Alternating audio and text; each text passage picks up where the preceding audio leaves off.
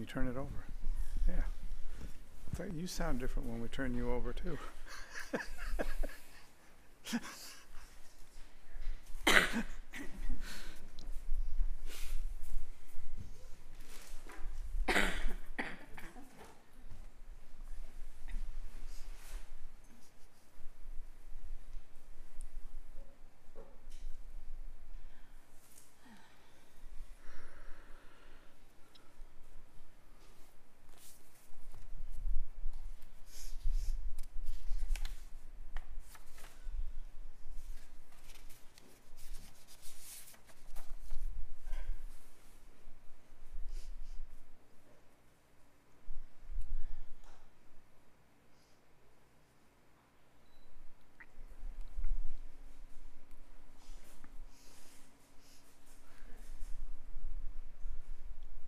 So I guess does this work?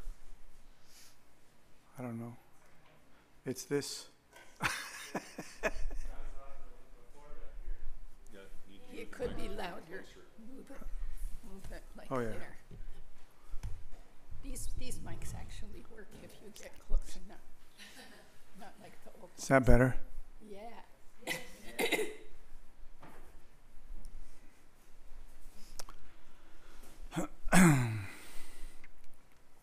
So I guess we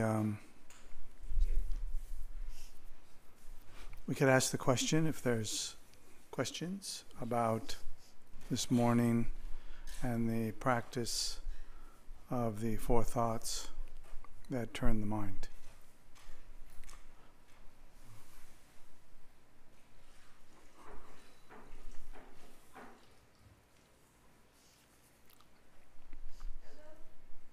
Over here, Pat. It's a big room. Is that you, Pat? So the suffering of, so there's the suffering of change. I think it's on. No. Yes, the streamers can't hear you. It's on. Is it? The green light is on. Okay, so the suffering of change and the suffering of suffering. How about the suffering of disappointment? Where does that fall into? I was experiencing disappointment when I was doing my own samsaric practice. So I'm just wondering, where does the suffering of disappointment go? Is it in the suffering of suffering?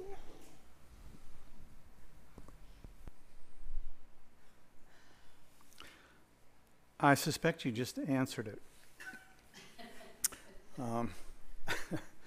Given what you said just before that, your own samsaric practice. I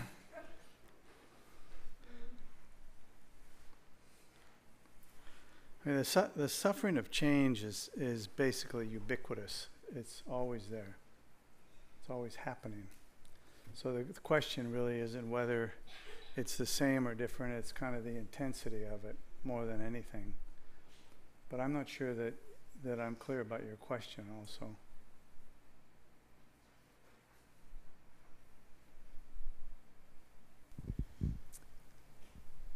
So you had us practicing with the suffering of change and the suffering of suffering. Suffering of suffering and the suffering of change. Right. And things that were coming up for me was finding myself feeling disappointed because of certain events that didn't happen the way I wanted them to happen. Yeah. Or people that I hadn't seen and I wanted to see and I didn't get to see. And so I was experiencing the feeling of disappointment. So that's where my question came from. Where do you put that? Is that in the suffering of suffering? Good question. I'm not sure I'm not exactly sure that putting it in a particular place is really, what do you get for that? I mean, does the suffering go away? Because if it does, we all want to know about it. Recognition is part of it, right? When you recognize that you're feeling that way. Well, if you recognize what's going on, the disappointment, and you don't do anything with it but just keep your awareness on it, then that's a powerful practice. It's very difficult to not do something with it, right? That's what we want to do. It's like a cat and a mouse. We can't just have the mouse. We have to eat it. Or we have to do something with it. So the ability to just put your awareness on the disappointment and leave it there is the best practice. If you can do it, that's the best practice. Because then after some time, of course, you drop the name, disappointment, and pretty soon you've dropped the whole thing.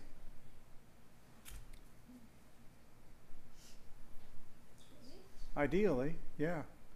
You know, so you drop half of it when you put your awareness on it, let's say, and the second half is not as powerful as it was when the whole thing was there and you were indulging in it. The indulging is the problem, of course, like keep repeating and enhancing our disappointment because it's precious. We want it. Perhaps we want it because we want to be right, or we want to be ahead or something. All those things make it worse. They don't make it better. We all know that. So the practice we also should all know fairly straightforward. You put your awareness on the experience that's arising, and the rest will take care of itself as long as you don't move from that experience.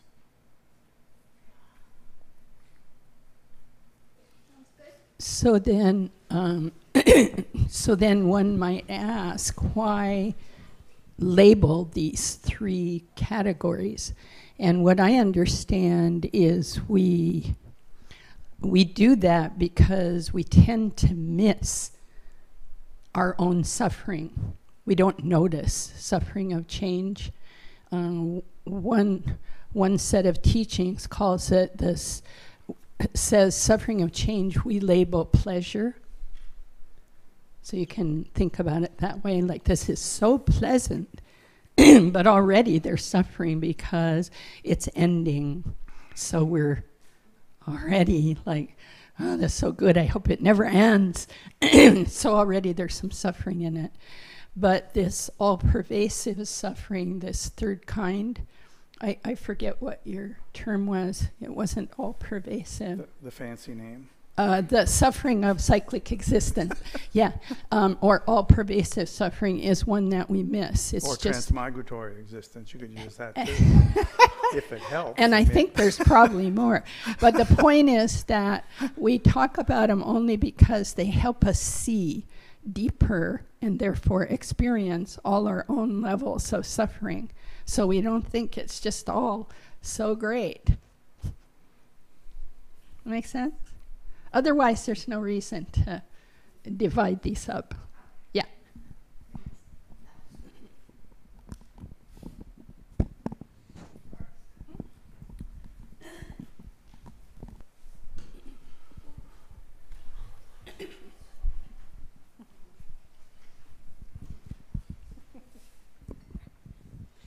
I watched this morning, so I took notes. Anyhow, my question was basically answered by Zopa and you, and by the question that Pat asked. So what I am wondering is, if you are contemplating these things as one would do, you're not meditating on them yet, you're contemplating them and setting them up as things to meditate on or become really deep with. I guess that would be the other way to put it. So I find when I'm doing a contemplation, I get lost in all the possibilities of the contemplation. I mean, there's so many things I can think about in the suffering category. Like this morning, I was trying to frame my question, much like Pat framed hers, in what would you do if you had an overwhelming suffering, like about judgment, for example. And there's obviously judgments that are clean to make. They're unbiased. They're really considered. Maybe only a bodhisattva could make that kind of a judgment. But then there's the other kind of judgment that's pretty nasty, where you have bias, you're thinking about somebody else's shortcomings, you're thinking about how stupid they are, and that makes you feel very superior. So how would you, instead of getting trapped in your own mess of judgment, how would you keep it clean so that you could continue to meditate on the whichever kind of suffering it is, which I think we never did decide what kind of suffering it was. Is that clear? Could you say the last piece again? I said I wasn't sure which kind of suffering it fell into, but maybe we don't care. Maybe I don't care. Is it because I'm your wife? To quote you. I think that if you go back to the 4 thoughts that turn the mind, and kind of walk around in that forest a little bit and think about what it is that you're looking at, and if you come to the place of the suffering of that particular practice. Oh, like precious human birth, you find the suffering of birth. Maybe I mean, there can be suffering anywhere. Sure. It's not determined by the label that we put on the thing. Mm-hmm. Someone could read Precious Human Existence and feel instantly overwhelming suffering. Like, wow, other people may have a precious human existence, but I don't have 2 arms, I don't have this, I don't have intelligence, I don't have this, and so I don't really see how my human existence is precious. Mm-hmm. I'm sure that happens fairly regularly, because we're generally comparing ourselves to each other and talking about ourselves with each other, and in the privacy of our own mind, sort of. I think the practice here is about the 4 thoughts that turn the mind. So the issue of, is my existence really precious? Is my birth really precious? Is a different matter, in the sense that the idea here is that we actually discover the preciousness. That's the practice, is to really see how it is that our birth is precious. And it's precious even if we use it improperly, but it's not the same precious as if we use it in a way which would benefit ourselves and others. No guarantee that somebody's going to pick it up and be convinced, after they've convinced themselves that they don't have a precious human existence.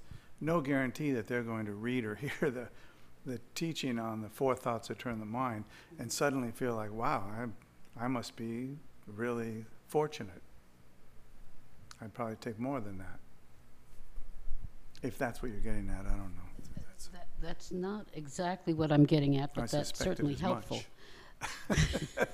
I'm thinking about when one is sitting down to do the practice of the 4 thoughts that turn the mind. You talked this morning about making it moist and juicy. What did you just say? This morning you talked about making it moist and juicy. Moist, warm and moist. Warm and moist. Okay, yeah. I turned it into juicy. Because that's the kind of practice I like to do. Otherwise he'll catch me out. Okay, so anyhow, we're setting up that practice, and we're contemplating those 4 thoughts. Contemplating. We haven't really begun to practice yet. We're contemplating. And this is where my question comes in.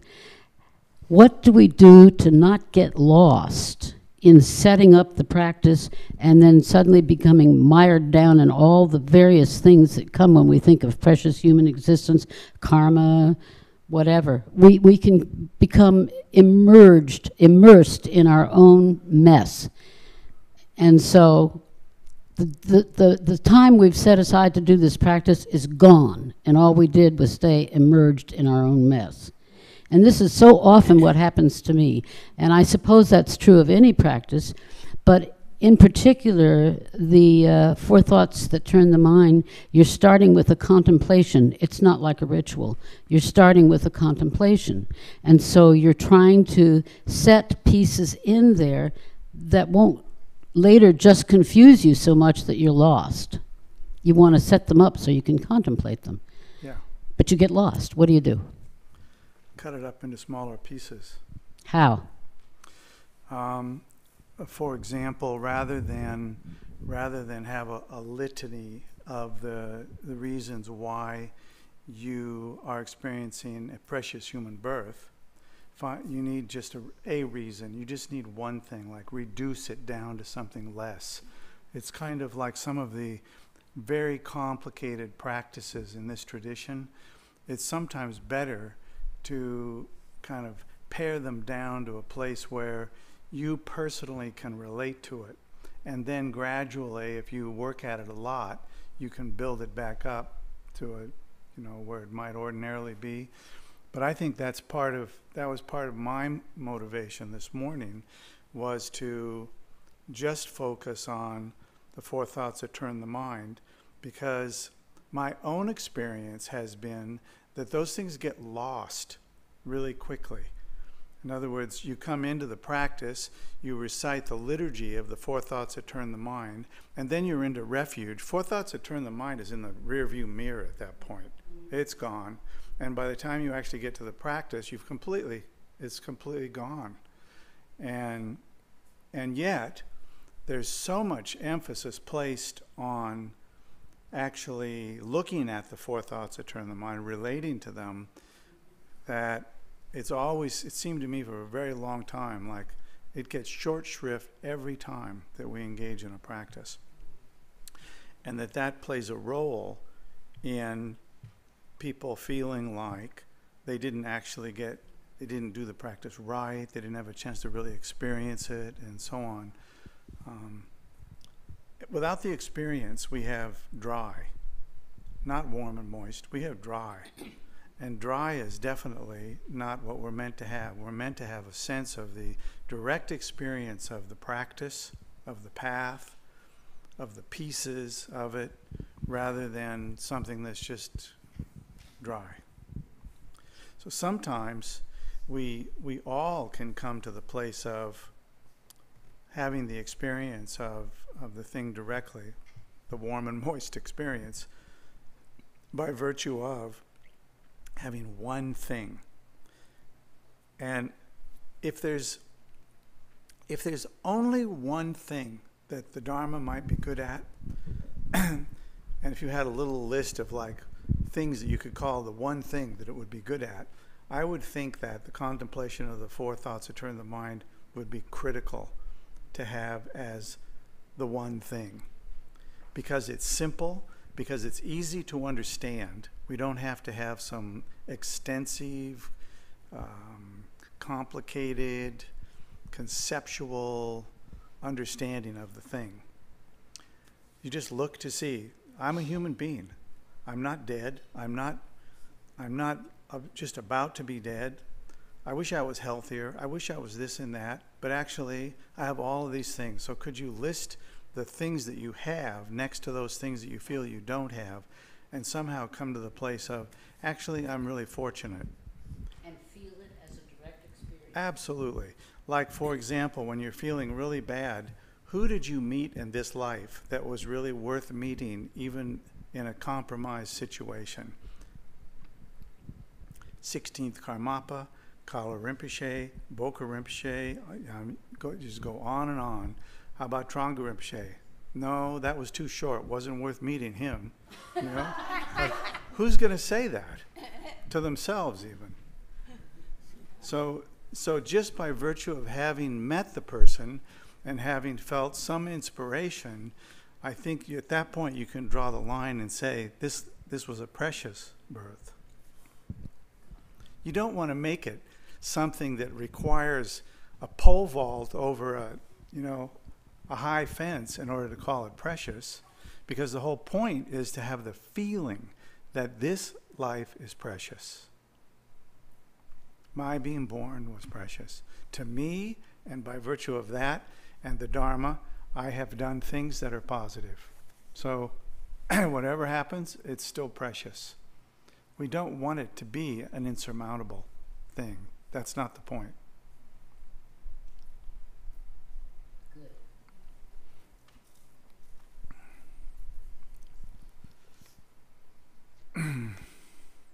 Okay. I have a, excuse me, you had follow? Yeah, just a little addition, I think. And I'm getting clearer that it's partly, my additions are partly because I come into the Dharma a little bit different than Lama Michael does. So it's like this. When I'm contemplating, well, first of all, study, contemplate, meditate. All three are practice.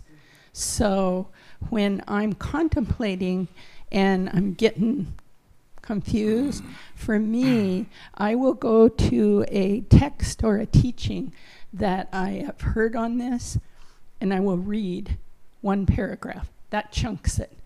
And then I'm back, so I'm not just spinning off in my own. And when I find myself, okay, so it's helping. I find myself spinning off, I will have that little piece right there, and I come right back and say, oh, this is what I'm thinking about. So we can always go to those three pieces. I need a little more study here. Okay, good. 2 thumbs up. Oh, yay, I got 2 thumbs up. I got to say that from Tara. Because the camera doesn't move. Thanks. That was really good. I mean, I really will use that. Good.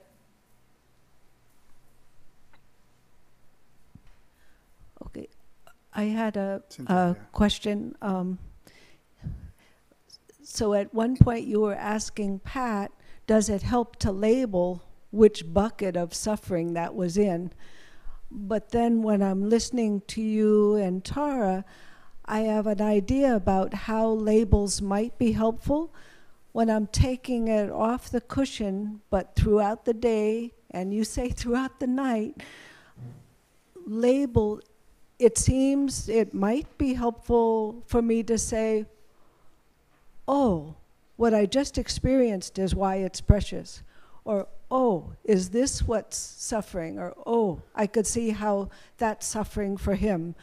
And so I'm labeling, but it seems to be, maybe that's useful because it brings it into my walking around off the cushion practice. But does it then, is that okay unless I get stuck with labels? Instead of just, but it seems that might be a training wheel, a useful training wheel to just be aware of it instead of saying, is this what's suffering or is that what's precious?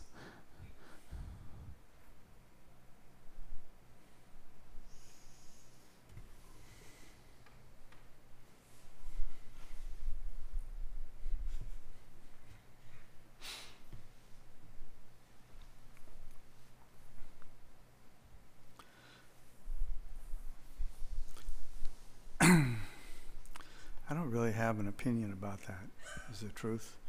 And I don't, and I guess the piece that sings to me is that you're digging to find a place to take root in the thing. And that seems totally okay. Like, I think we all do that to some degree and look for the place where we can take root in it and feel like I relate to this. This helps me. It's got some relationship with my experience. I always think that the high ground is always that experience. and that we need to get ourselves there somehow, whether we walk, ride, or whatever. We need to arrive at a place where we can recognize that we're having the experience of it.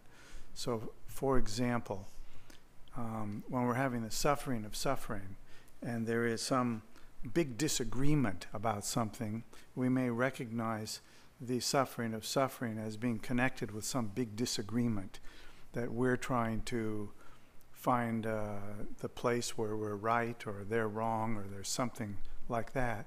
And then we see suddenly, if we're engaging in the practice, probably not while we're in the argument, but afterwards at some point or before, we see, oh, I see what's happening here. This is the suffering of suffering. It's also, when you look, if you can look close, it's also the suffering of change. It's got all the levels. The division of the suffering up into pieces is I think, slightly academic in a certain way.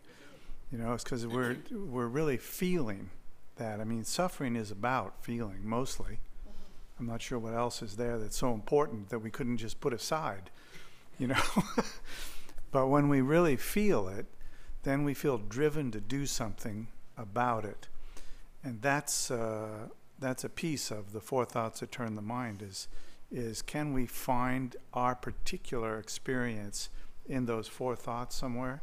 If we can, great. If we can't, we can at least still see and feel and notice the feeling, feel it, see it, that we are having some kind of something that we would call suffering, discomfort, you know.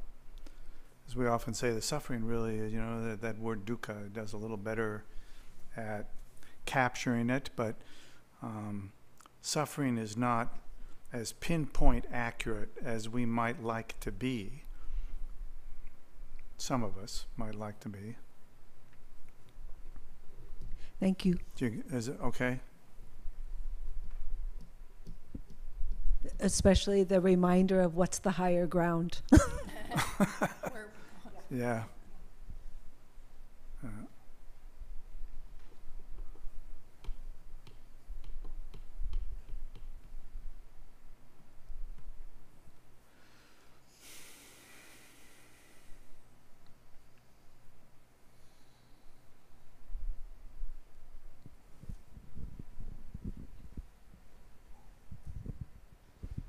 You had mentioned that this tradition isn't one of martyrdom, and I was just wondering if you found yourself feeling that, yippee, I'm martyring myself, what you would do as far as practicing. Why? You mean in order to cut it short? Yeah, cut it short. Like, okay, noticed you, and what, you know.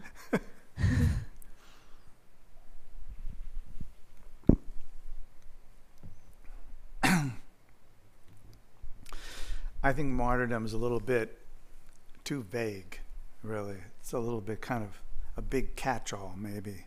Not quite what we're talking about here. So I want to ask you, like, just exactly what do you mean by that?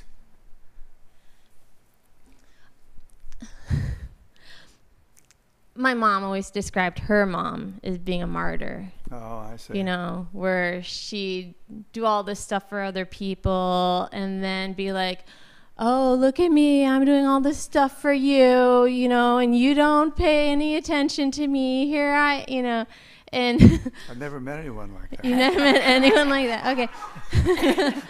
And so I take care of my kids, and, you know, I feel sometimes where I'm like, oh, here I am trying to, you know, be so understanding of you and getting everything you want whenever you want it. And, you know, and yes, of course, I'll go and put your socks on for you even though you're 6 because you're watching your TV show and I don't want to disturb you. And, you know, things like this. And I just kind of, I try and look into, okay, am I doing that because I just like martyrdom, or because, you know, I'm just compassionate and I know he's just watching his TV show, or I just enjoy being able to help somebody else, you know? So I was just kind of wondering about the martyrdom piece.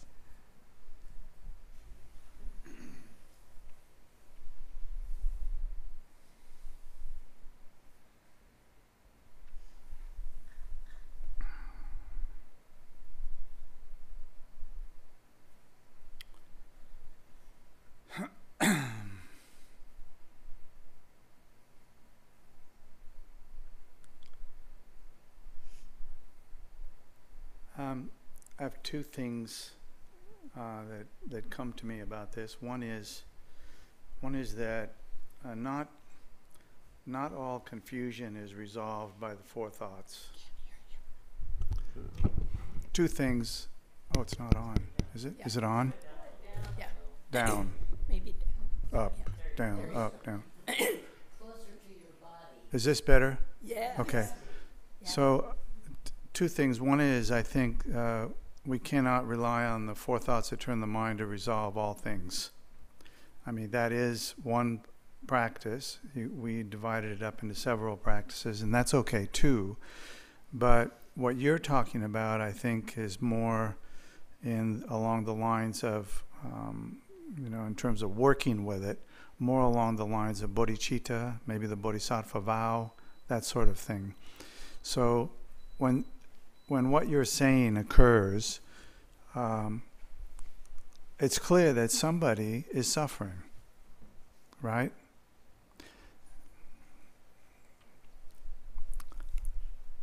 Or somebody's gonna suffer.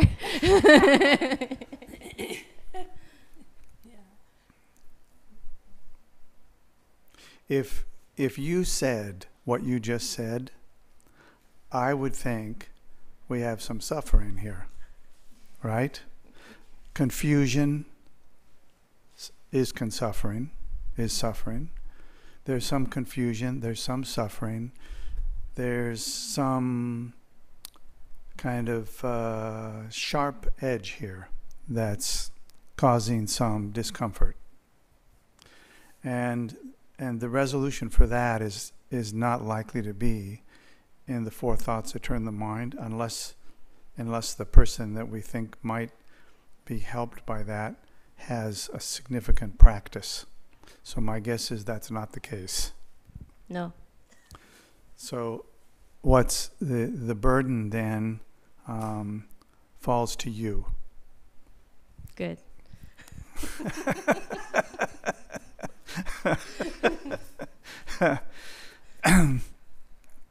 The burden falls to you in a joyful way.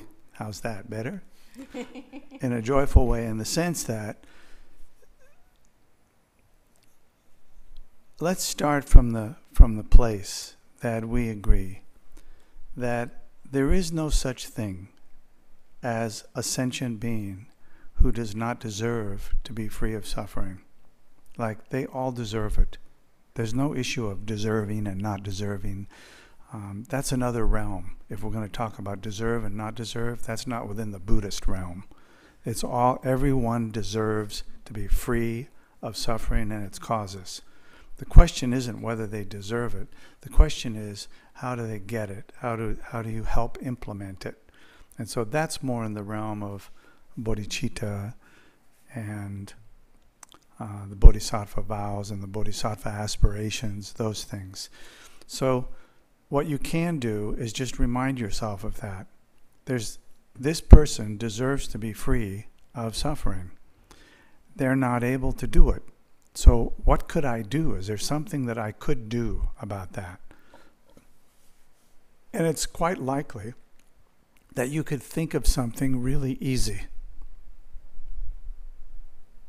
Right? No, wrong response. I find it easy to think of things that would make them happy, but then I have other people looking at me like, why are you making it so easy on them? Yeah. And I'm just like, and what? I just kind of feel like it's part of my path. What is? To make things less suffering for other people. So what are you going to do? Now you have a conflict. One person says you shouldn't make it so easy, and the other person says you say to yourself you should make it easy. Yeah.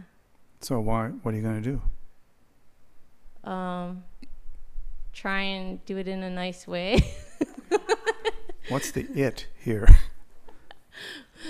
Well, I guess you'd kind of deal with the judgments that other people are giving to you, that, they get upset that you're doing something in a way that's different than what they would do. Yeah. Yeah. Yeah. the first thing, this is actually, I think, maybe critical for us to be able to ask the question and answer it ourselves. What's the first thing? What's the most important thing?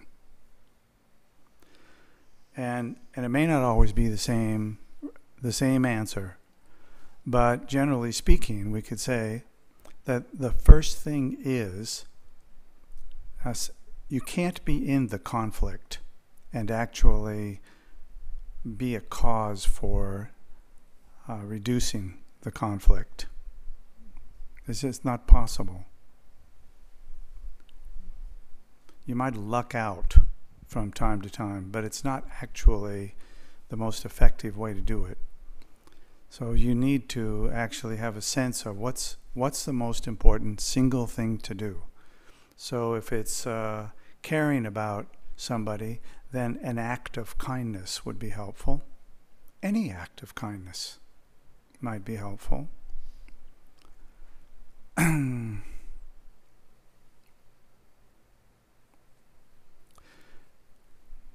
Sometimes you have to trick people. Sometimes you have to trick people. I'm recalling the woman that many of you have heard me say when I was working in a big company. There was a woman who was always grumpy every day. Every day she was grumpy. All the time she was grumpy. And mostly no one really liked her, because if you said hello, she would say something, nasty back to you. But I found out that she really liked strong coffee in the morning. And so I used to go into the coffee room and I would pour 2 bags of coffee into the coffee maker, make a cup of coffee and take it to her in the morning before she got there. And it was just on her desk. And for weeks she complained, "Who's putting coffee on my desk?" It's like but everybody said, I don't know why. She never suspected me. But finally, over time, she caught me. And we became great friends. And she was easy, and people started talking about how she was more joyful in the morning and more kind and easy to get along with. I think that it's an issue of, I felt like it was an issue of, you need to do what you got to do, whatever it is. And the outcome has to be that person's load, however not real it is, needs to be lifted somehow. And it might just be that somebody feels like they don't have one person in the whole world that cares about them. So then you have to be that person.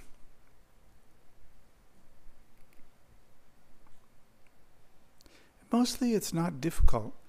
People who feel like they're not cared for by others actually often can go a long ways on very little, because they're used to not having what they feel any. So something small, something consistent. I mean, the alternative is you just work with an unhappy situation, which I think what you're saying is, how do I get out of this thing? And the answer is through it. Yeah. Somehow.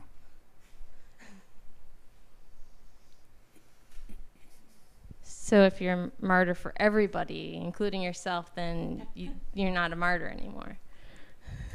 At least as far as what you were saying.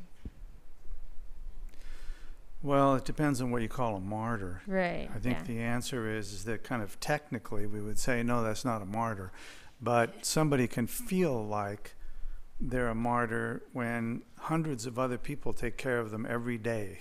They can still feel like they're a martyr.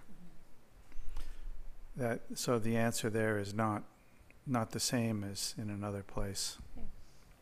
Okay. Some of this stuff is an issue of, there's a difference between understanding certain things and being able to be skillful in specific situations. So just understanding it is kind of a prerequisite. You could be accidentally skillful, but to be kind of authentically in the moment skillful requires sometimes more work than what we have, more understanding than what we have. Because there are individuals who experience themselves as martyrs, who 100 other people would look and see like, boy, I'd give anything to have what they have. So it's not an objective thing. It often comes down to the individual and what they experience. So it may be totally generated from the inside out, but it doesn't make it any less painful or any less hard that it came from the inside out. And it's not necessarily easy to help someone see that. Because the first thing is that you may not want to see it. It's all I've got is my pain. Sometimes that's what it is. So those things are more difficult to work with sometimes. I'm just not wanting to say this is easy, you just kind of do this and that and then it's all done and it's taken care of, because pretty soon you're going to feel like a martyr from that. It's not a martyr tradition in the sense Buddhism is not, in the sense that we gain spiritual merit and progress by virtue of sacrificing our own integrity and joy. That is not what it is. We know that. But that doesn't necessarily answer what is helpful in any given situation.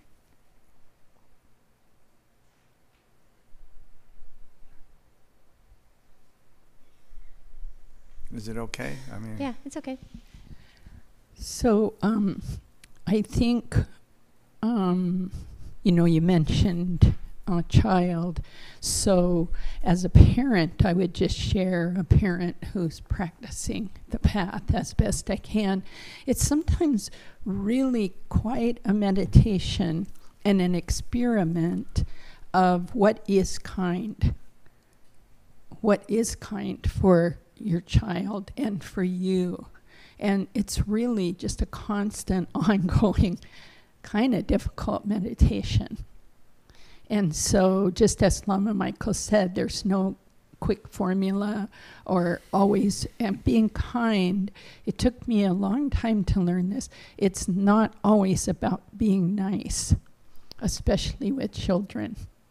It's more complex than that. So even my son is now 41 and my other one is 36. I still have to ask myself when I'm interacting, what's the kindest thing here? And it is not always doing what they want or being nice. Sometimes the kindest thing I've done is something that felt very hard for me to do because I wanted to just be nice. So that internal, how do I be kind to myself in those struggles, is just ongoing. But I think for me, that's become a very helpful meditation, is how can I be kind here? And secondly, it isn't always about being the nice one who does for them. More complex than that. I would just add, I actually confess that I kind of get lost in some of these explorations when it starts to get kind of theoretical about exactly what is this. And I think it comes down to just very simple, basic experiments of trying things out and looking to see what the outcomes are.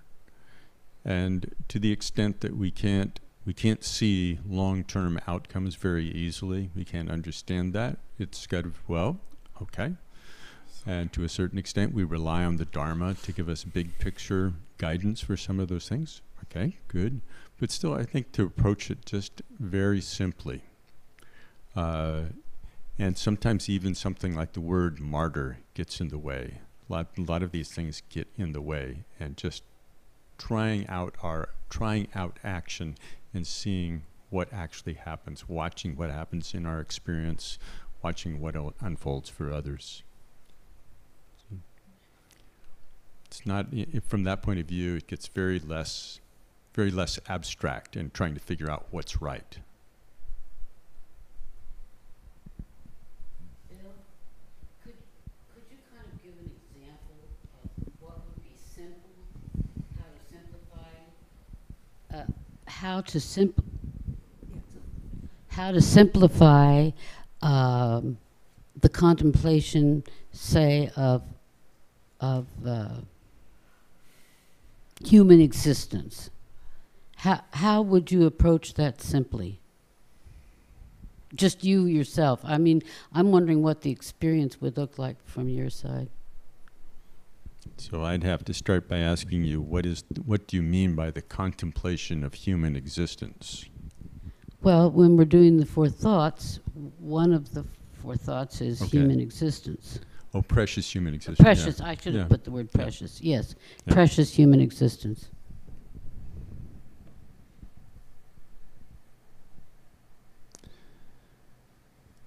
I tend to look just in my immediate surroundings, just what's right in my field of view to start out with, and just noticing how remarkable it is that I have a cup. That you what? That I have a cup. That the cup depends upon so many people's goodwill in order for it to even be here with me. And so when I go through things like that and just what's right in front of me, who do I see in the morning? I see Dora first thing in the morning. How remarkable is it that I've been with somebody for so many decades, and that we keep trying to perfect the ways that we relate to each other. That's remarkable.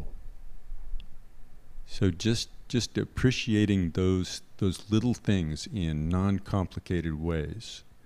And then in turn, and I was just noticing this yesterday, that we continue to evolve just little ways of subtly trying to get out of each other's way.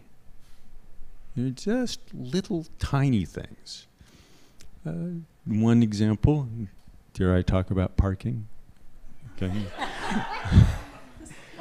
Parking, yes. It gets very. Not barking. That's a different topic. Parking, like with a. Yes, with a. Yeah, not with a car, not with a woof. Sorry. The other one's a different topic. But just very simple things like, how do you actually cultivate the ability to communicate kindly when there's some tendency to experience things in opposite ways? When I go like this, and you think it means go that way, and I think it meant go that way, how do you actually just deal with it in a kind way? And for me, the precious human existence, just reflecting on, actually it's possible to sequentially overcome these little things. That's remarkable, just to appreciate it. And to appreciate in part that it is the Dharma that encourages me to step back from my side of, well, that obviously means go that way. So just but it's very simple. It's kind of like, but I don't know whether I've always been like this. Right now, I'm actually remembering something that my junior high school English teacher said when he gave us kind of a global critique of our writing. And I always thought I was and I was at that point a really terrible writer, just because I could not functionally, I just couldn't do it. I just couldn't do it. But he said, well, he was talking about all these other good things that everybody else did. He said, but Bill, you're just very human. So there was something just really, really simple about that. And so whether I've been lucky all this time or not, but to the extent that it's kind of a strength just to be simple-minded about interactions with others, I'll tell you, as a long-term experiment, I think it's worthwhile. I love your examples.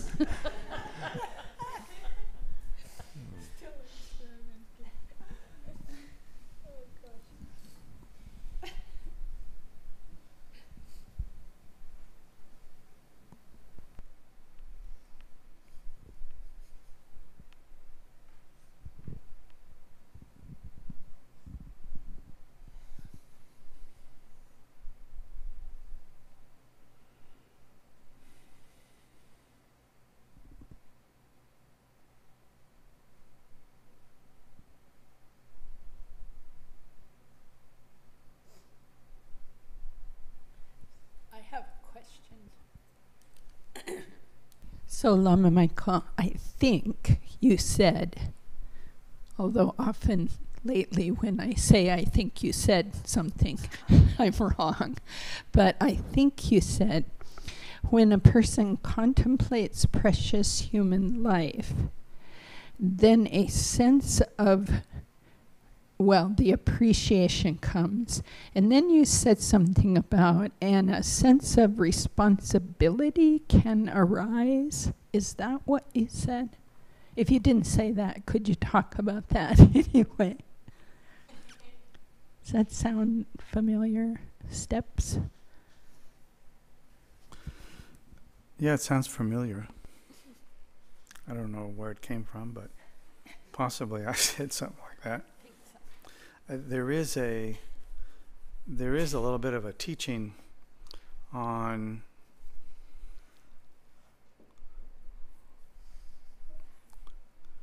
that follows from the recognition of a feeling of preciousness of one's life and connection with the Dharma, and having maybe an increased ability to feel like you can manifest joy for yourself and good things for yourself. And that what follows from that then is a responsibility to not just be someone with the ability to do something, but actually to engage in that thing, to do something with it. So I'm recalling this from a little teaching on the Karmapa about developing skillful means and insight can lead to one's personal happiness, but that's not actually the objective, is what it was. The objective was to actually hold the wish for and to work for the benefit of all sentient beings. So that may be what I was referencing if I said that. Do you experience that it arises naturally? Oh. Do you experience that would arise naturally, the sense of responsibility, or does one need to cultivate it? The latter. So it doesn't just kind of spring up. Well, it depends on how deep our habit is, isn't it? It's like I remember in the beginning meeting great teachers and wanting to be like them until I found out that they were primarily interested in the benefit of others. And when really my intention was I wanted something. And that wasn't immediately there. We're drawn to somebody who wants to benefit us, but it doesn't mean that we necessarily carry that aspiration. And so, but we should, in time, come to that. in some way. So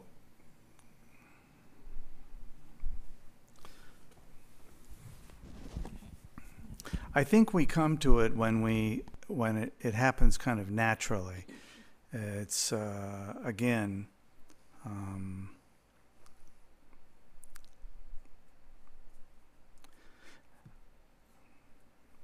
I don't have the experience that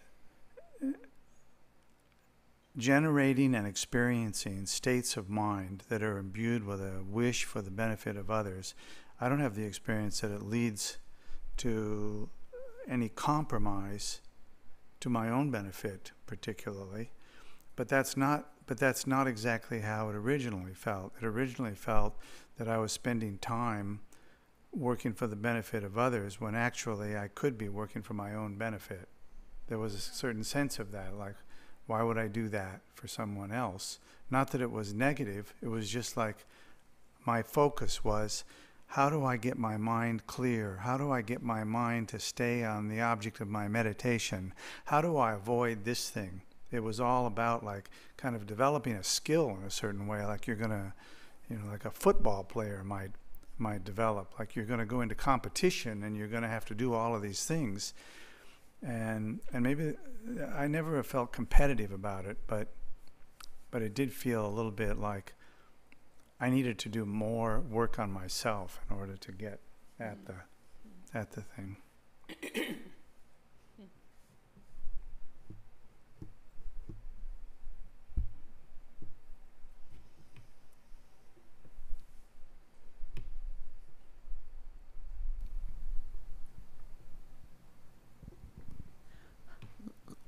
Is there time for one more? You said, Lama Michael, you said that when you were answering earlier, you said when you're in the middle of the conflict, you're not the one to help resolve the conflict, and yet the ones we're in the middle of are the ones that need resolving, and the ones we're intimately involved with. But did you mean when we're not, if we're in the conflict, we're not the ones to resolve it, as in if we're in it and hooked by it instead of seeing it? Yeah, that's what I meant. Oh. If you're conflicted along with the rest of them, you're probably not going to be that helpful. So there's exceptions to all of that, of course. If you can drop that conflict, then right in the middle of something, you actually might be. And it could be that in spite of someone's ill will, even, that something good comes out of it. So it's I don't have a black and white sense of that. Personally, I don't. I think generally it's true. If you're involved in the conflict and you're in the tug of war, probably you're not going to bring much benefit to that. I think it would be unusual, but possible. Probably depends more on the other people. I'm thinking of when I was stressed and cooking and late, and my husband came in and he added his thing, and all of a sudden we just went, whoop, escalated, and then I burst out laughing because I go, I'm running my pattern and you're running yours, and I was just laughing hysterically. And luckily it was Bruce, and so he didn't take offense. But it stopped. But it was one of those flashes of insight of being caught up in the conflict and then all of a sudden not being in it. Mm-hmm. Yeah. Sure.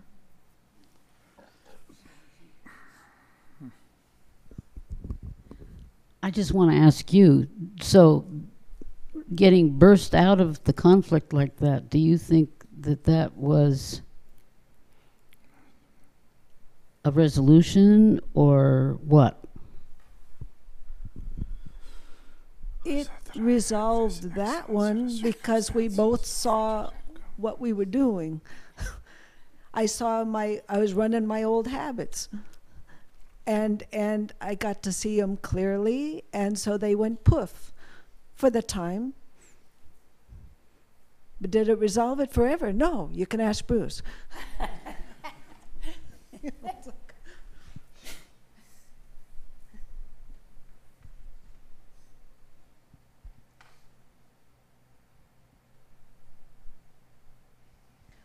But that, as I recall that time, that was a time when I was reading a lot, contemplating, meditating, and the growing familiarity is what made the lesson pop up clear. And so when I get discouraged now, I go, it's possible. Essentially, I just need to keep turning my mind toward, and it pops up. It'll pop up. It'll be there. I'm reminded of two things. One, first is that this is a good example of just being very simple, and also the influence that all the other things that you did beforehand that allowed you to be kind of very simple about it, right at that moment. The other thing that I'm reminded of is something that Pema Chodron said once, that in kind of with big things that arise in her life, that it's easier for her to not get completely sucked in. But it's the little things where you trip over the spot in the sidewalk that where it's just about that much out of line, and you'll flop on your face, or you say something just because somebody did something just right then, and then you realize how easily caught you are. But sometimes it's the bigger things where you actually can. And those I think you have to.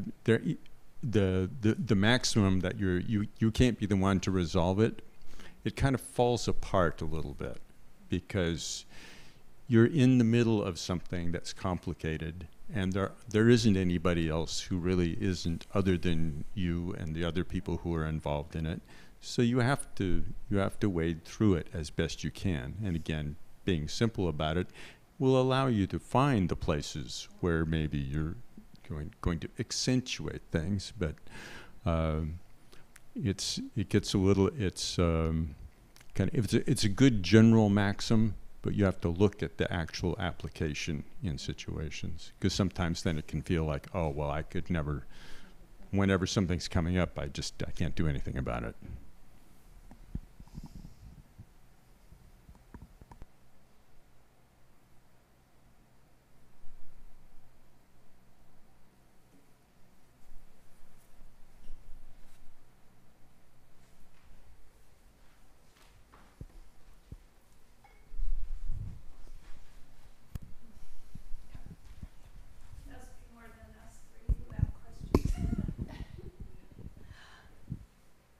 So Lama Michael, this morning, you mentioned Chenrezig, and that the 4 practices that turn your mind are a good foundation for Chenrezig. Can you please weave it into Chenrezig for me so I can see how that works? Well, it's worthwhile starting at the place that we would say that the 4 thoughts that turn the mind are the foundation for all the practices, not just for Chenrezig.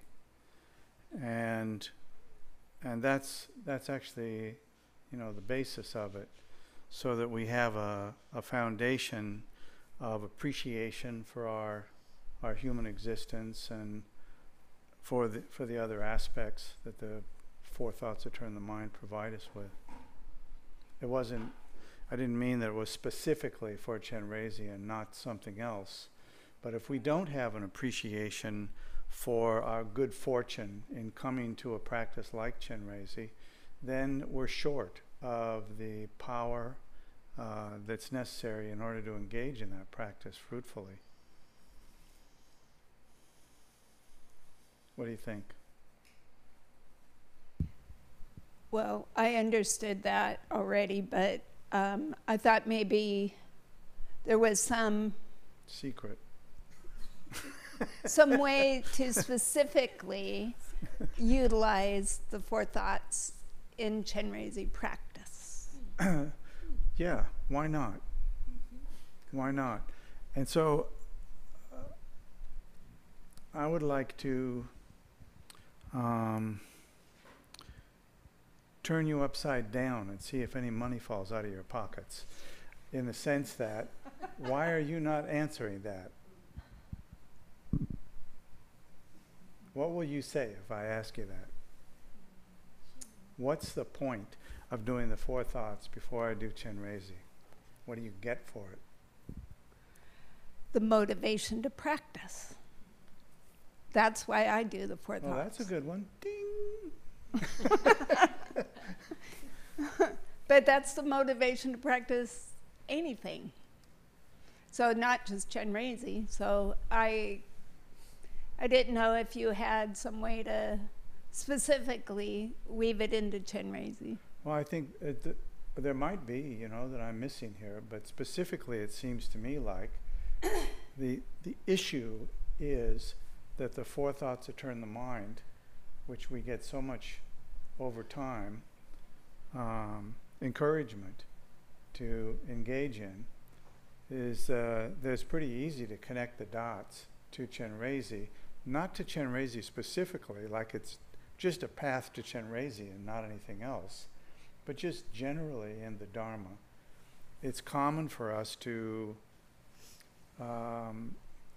lose our will to practice, for example, lose interest in the practice, and find ourselves kind of not doing as much as we wish we could, but still not coming to the place of doing it. And the 4 thoughts are really meant to be, at least one of their big strengths is to bring us out of that place. Like, I need to be doing this. Not that, not those things. I need to be doing this. So that's my answer to it, but is yours just that you're inspired, or is there more? What drives you about it?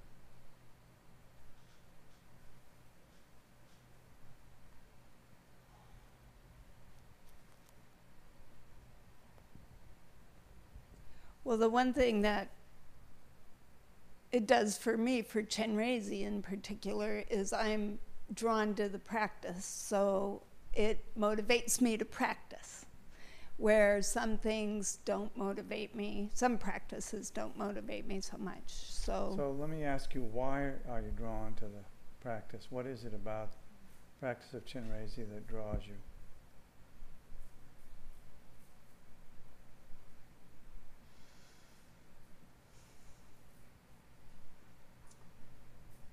You really are turning me upside down. Yeah. I hear the coins falling out right now. It's empty, I'm sorry.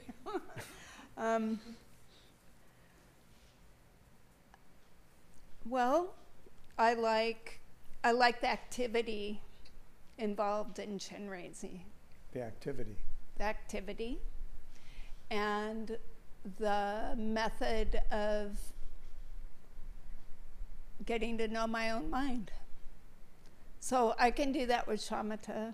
I can do that with Tonglen, but for me, Chenrezig is a method that I like to do, and same way with Tara. So I'm more drawn to those practices. But I also feel like what we did today was inspirational, so it will help me be more willing to try other practices, not just the ones I'm drawn to. Well, I think it's good to note that I don't recall ever hearing the teaching that engaging in the 4 thoughts that turn the mind would be kind of exclusively helpful for something. It always, as I recall, it was always in a kind of general context, like you need to do these things. You need to work on these things. And so it always seemed to me like it was kind of a gas that worked in all vehicles. You just needed to use that thing. And I confess that most of my life so far, I did not engage in those as often as, in retrospect, I wished I'd had done it. But again, it was largely driven then by circumstances where not many opportunities to ask questions, not many opportunities to explore the pros and cons and ups and downs with people who were engaging in a lot of practice, and not many opportunities to get an explanation in English also. There were a lot of things. But altogether it added up to, you engage in those practices, the 4 thoughts that turn the mind, and you will benefit from that in your practice. It's like, it's inevitable.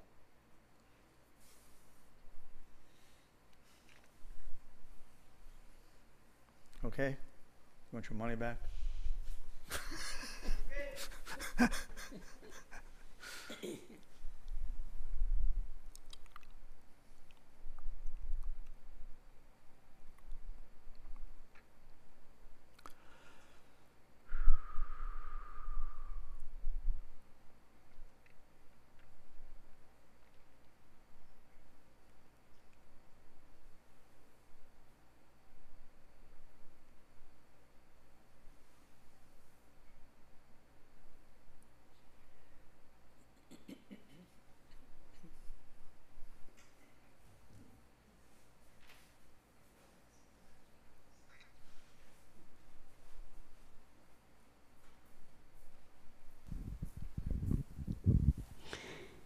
This question is primarily for Zopa, but anybody who wants to could answer it.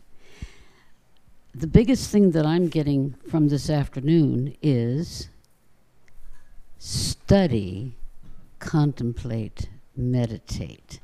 And I got that from what Zopa said. So what I would like to hear, Zopa, is on the study part of the 4 thoughts that turn the mind, what do you find the most inspirational writings or teachings, and from whom? And anybody can answer this, because I would like to hear what all of you think of that, including Dora, who never talks.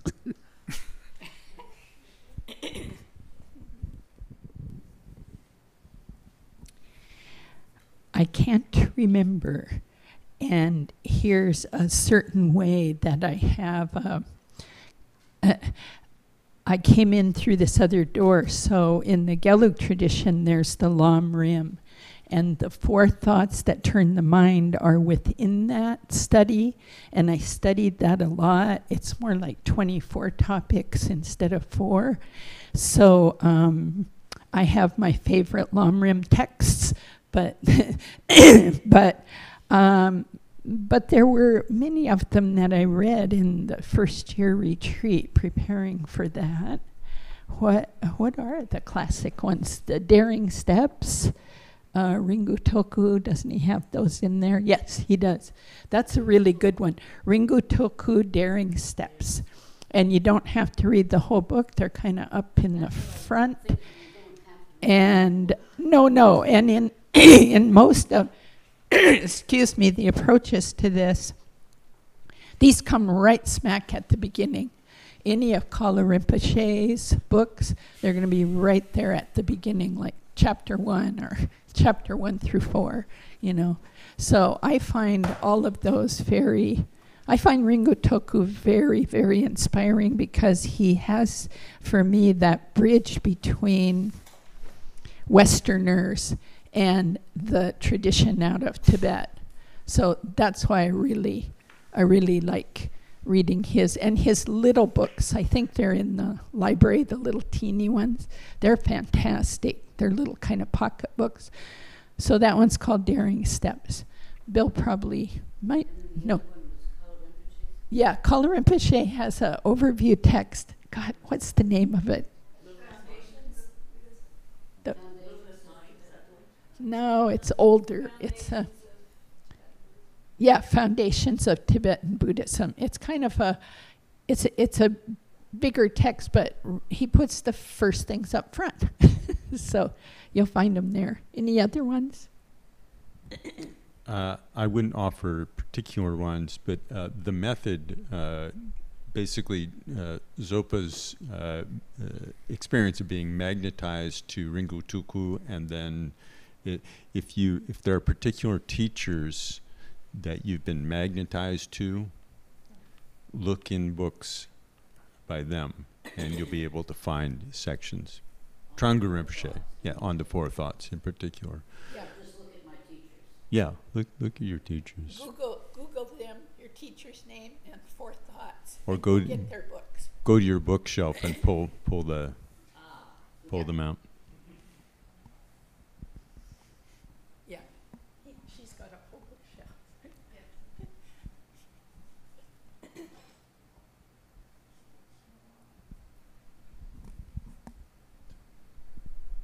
Yeah, I was going to say go to your bookshelf, because for me, the variety is helpful, because one book is good one day and then it's boring the next day, and so, or the next hour or whatever it is. So, yeah, I think you have access to plenty of material. I remember, and a variety is nice. I mean, the more current day teachers will have some really helpful viewpoints, and then some of the really old things are amazing, like Patrul Rinpoche and Words of My Perfect Teacher. He has things like, imagine when you're dead, you want to, however you are laying there, you won't be able to, move your arm to a more comfortable position. It's like just little images like that are like, you just don't hear from anybody else. Anyway, so but like the others, I wouldn't, nobody in particular, but who you like. And I forget who did Words of My Precious. Patrul Rinpoche. Yeah.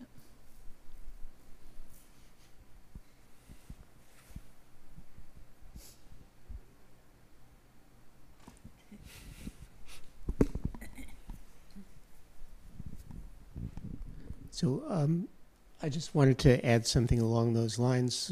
Lama Michael, you mentioned earlier about the liturgy that goes along with this practice, and how repeating something often enough can sometimes become dry and you stop thinking about it. Yet, counterbalancing that, I find that the liturgy is something that is easy to memorize. And having it memorized makes it easier to carry that practice into what's going on in your daily life. Not quite yet in the sleep. Not quite what? Not quite yet in the sleep. In your sleep. You're not sleeping enough. So it's like the liturgy is sort of designed to be like many things in its pith instructions. Yeah. It's a summary that is easy to come to mind, and not only does it tell you what you're supposed to contemplate, but it also, in a way, tells you what you do with that. Mm-hmm. In the Mahamudra program. In the Mahamudra, in the beginning of the Ngondro, Yeah, meditate first upon this free and endowed precious human existence, so difficult to obtain, Yeah. so easily destroyed. From this moment on, make it meaningful. in your Ngondro text. Yeah, in the Nundro text. It's the first thing in your Nundro text. Yep. Oh, the red text. The Nundro. In the Nundro text. The red Just one. the Nundro text, not Yep. Yeah. You have it. It's Right. the very beginning. okay, I have the Nundro text. Well, and it's actually in the daily Mahamudra prayers. I'll go to Nundro, because I don't have the daily Mahamudra thing. Yeah. But what Alan points out is, I think it's a cycle that we go through with anything that we become very familiar with. There's the good news and the bad news in everything left in our samsaric relationship with everything. The good news with familiarity is that it will be there. If you really plant it in your stream of being, you really memorize it, it's there to remind you. The bad news is that we can ignore even the best advice.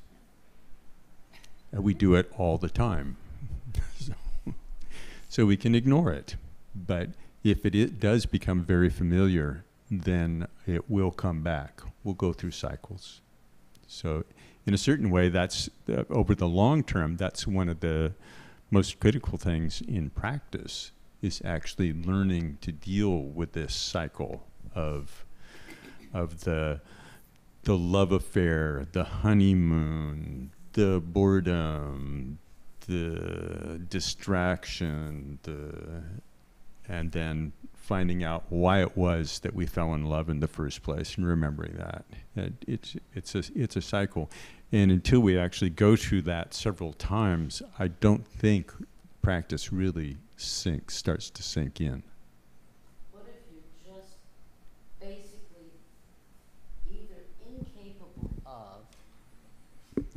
basically either incapable of memorizing or totally adverse to it? And I've never been able to figure out which it is for me. But I don't memorize things well at all. I need a text if I'm going to do a ritual. I can't do it without the text. I can't do it without reading the words. When I'm singing it in Tibetan and trying to think about it, it's impossible for me to have an experience, period. So as a result, I am not ritual drawn, which is why other kinds of practices work for me. But that's not to say that I wouldn't love to love ritual. Yeah. It's a good reason to have some very short things that you read over and over again. Yeah, like the 4 thoughts. It's 12 lines for all 4. You know. I can probably manage that. Yeah. So but having these things, we are generally in our culture averse to these sorts of things because it reminds us of kind of the simplicity of having to memorize addition and subtraction and it's just memorizing something. And we're drawn to being more creative and synthetic in our approach. So just memorizing things is not actually given as much weight as it is in other educational systems. But really becoming familiar, whether we actually memorize it or not, becoming really familiar with something, I think is very important. So that would be, don't necessarily set the bar of being able to run it off verbatim, but to have little phrases that might pop back into your head. I think that's actually kind of important. Otherwise, it's really hard. We're always, if we're not doing that, the only thing that we have to rely on then is kind of this an elaborate resynthesis of whatever it was. We have to pull something all back, and that's going to.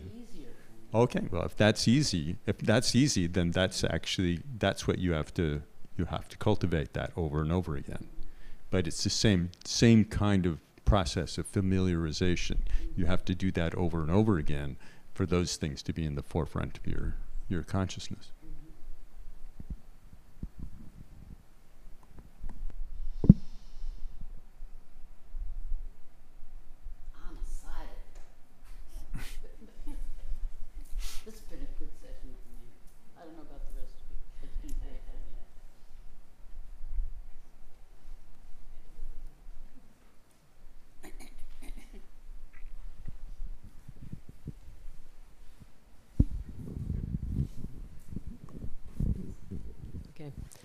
Okay, I'll be the one that says this was not a good session for me. And it's because I was always waiting. I never took that the 4 thoughts were what I was supposed to be doing. So I was always waiting to start Chenrezig. And that was very interesting. I mean, it's not like I didn't do them. I mean, I did do them, but I still was waiting for Chenrezig. And I mean, I don't even do Chenrezig. But but I do it a little bit, and I guess that's the thing. I was interested again in just hearing. And so it was like, and, you know, and I appreciate you saying the whole thing about study, contemplate, and meditate. And I have to share with you what I just did with my library is I totally got it down to nothing. And I brought all the books here. And part of it was because I really wanted to make it more simple. Because I have all these books, and I can look at them, and I don't understand them at all. And so they're not helpful. So, okay, I'm just going to let them go, and that's okay. And it was very interesting doing that. That was a very interesting piece.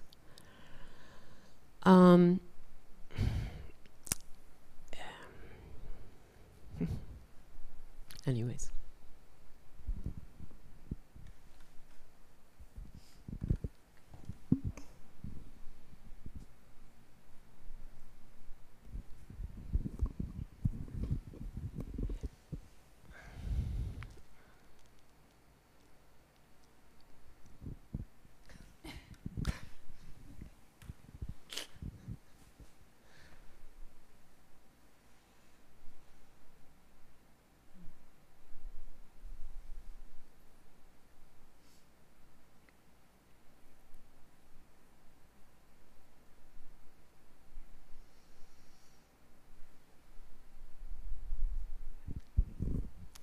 But I like being reminded that this is a good thing to do, because I do them.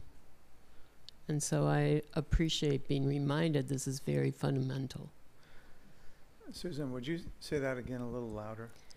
I said I appreciated being reminded that it is fundamental, because I do them. Oh, I see. Yeah. You know, Yeah.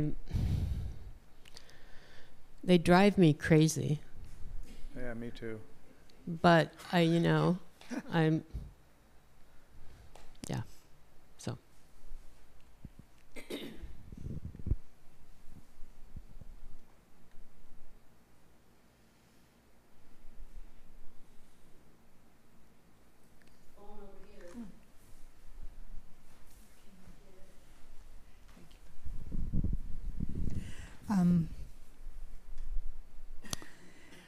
I was expecting Chenrezig too.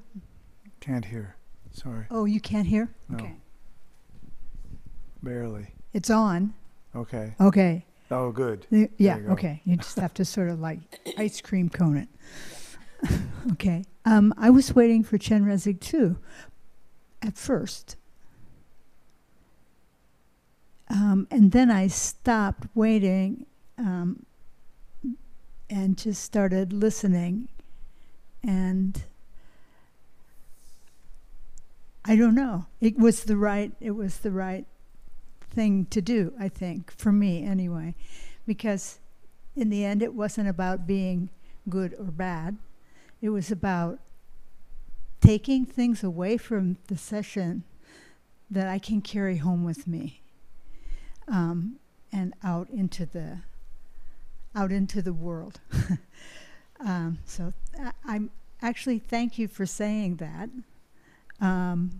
because I was wondering too, but at the same time, at some point I just lost the waiting for part of it and took what was there.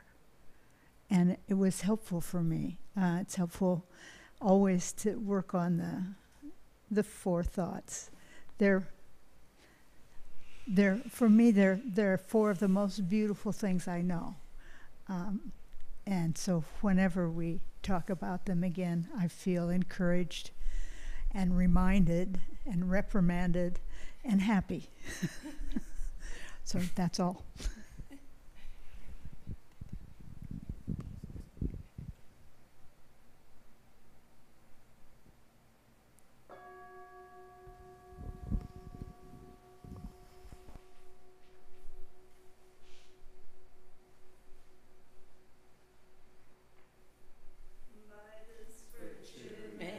Quickly realize Mahamudra and establish all beings without exception in this state.